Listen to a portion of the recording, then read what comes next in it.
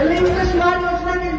प्रचंड दुष्काळ धोपळत होता महाराष्ट्र आणि त्यातल्या त्यात माझा मराठवाडा या संभाजीनगरमध्ये सुद्धा प्यायला पाणी नव्हतं. तुमच्याही कुशाला धरण आहे, पण बाकी ठिकाणी मी संभाजीनगरमध्ये मुंडे साहेबांवर दौरा केला तेव्हाचे आमचे राष्ट्रीय अध्यक्ष राजनाथ सिंग आले होते. एकेका आडामध्ये हजार हजार पोहरे होते, पण लोकांच्या डोळ्यात पाणी होतं, पण त्यांच्या पोहऱ्यामधल्या त्या बादलीमध्ये त्या गाडलीमध्ये पाणी नव्हतं. ही परिस्थिती होती आणि या परिस्थितीला सामोरं जात असताना मनामध्ये निश्चय करत होते की जर आपल्याला सत्ता मिळाली त्या लोकांच्या डोळ्यातलं पाणी पुसायचं आणि ते आडामध्ये जायला पाहिजे, बोरमध्ये जायला पाहिजे, नदी नाल्यामध्ये जायला पाहिजे असा निश्चय केला पाहिजे.